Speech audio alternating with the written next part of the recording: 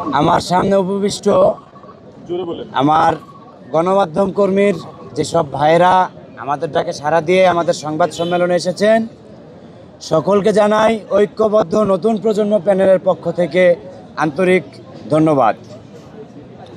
আসলে আপনারা দেখেছেন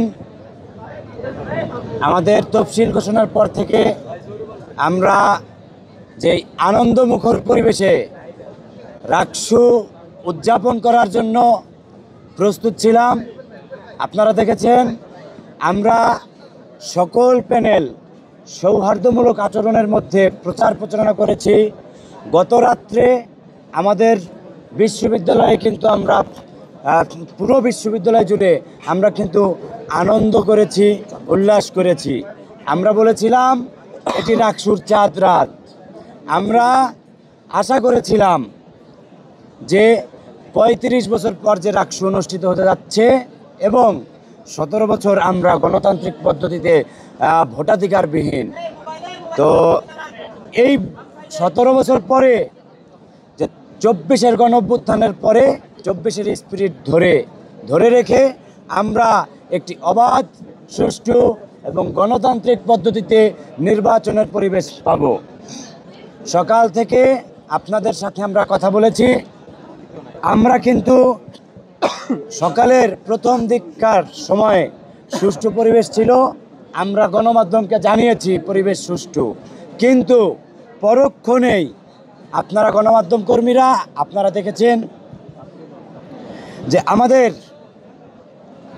ক্যাম্পাসে এই বহিরাগতদের আনাগোনা বাড়তে থাকে। বিশেষ করে অভিযোগ এসেছে স্টেশন বাজার, বিনোদপুর গেট, ওই চারুকলা গেট এবং কাজলা গেট দিয়ে আপনারা দেখেছেন যে লাল জার্সি পরা একটি প্যানেলের সম্মিলিত শিক্ষার্থী জোট লেখা অগণিত লোক প্রবেশ করছে।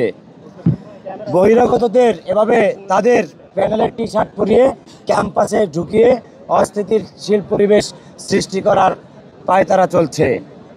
আপনারা জানেন প্রধান ফটকের বিপরীতে যে বেতারের মাঠ রয়েছে, সেখানে কয়েক হাজার নেতাকর্মী তাদের ক্যাডার বাহিনী অস্ত্র মজুদ রেখেছে। আপনাদের কাছে অভিযোগ দিলাম, আপনারা সত্যতা যাচাই করুন। তাছাড়া আপনারা জানেন যে আমাদের এই যে নির্বাচন একবার পিছানো হয়েছে, ভোটার সংখ্যা কম, আমাদের বেশিরভাগ স্টুডেন্ট কিন্তু বাড়ি চলে গিয়েছিল। তাদের বিশেষ করে যে দুর্গা উৎসবের সময়ে তারা কিন্তু চলে গিয়েছিল। আমাদের হিন্দু ভাই বোনেরা, সনাতনী ভাই বোনেরা, তাদের ভয় ছিল যে সনাতনী ধর্মের ভোট তারা পাবে না। গতকাল রাত থেকে তারা বিভিন্ন ম্যাচে, বিভিন্ন হোস্টেলে গিয়ে সনাতনী ভাই বোনদেরকে হুমকি দিয়ে এসেছে, তাদেরকে ভোট প্রদানে নিরুৎসাহিত করে এসেছে।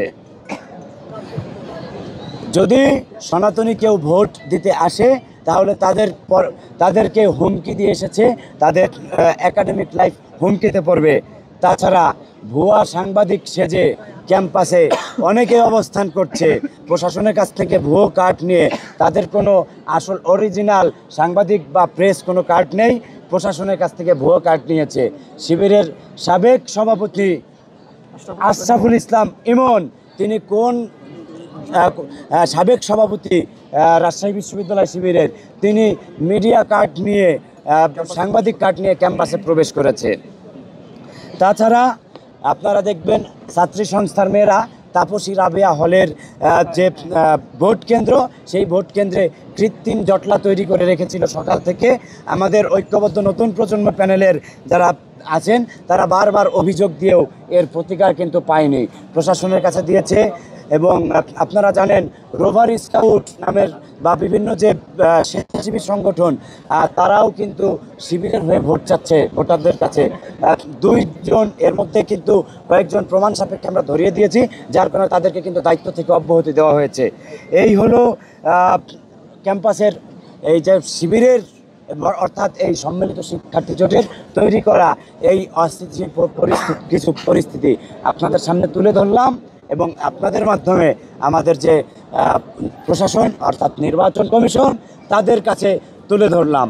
এখন আপনাদের সামনে কিছু অসঙ্গতি প্রমাণ দিচ্ছেন আমাদের নাফিউল ইসলাম জীবন।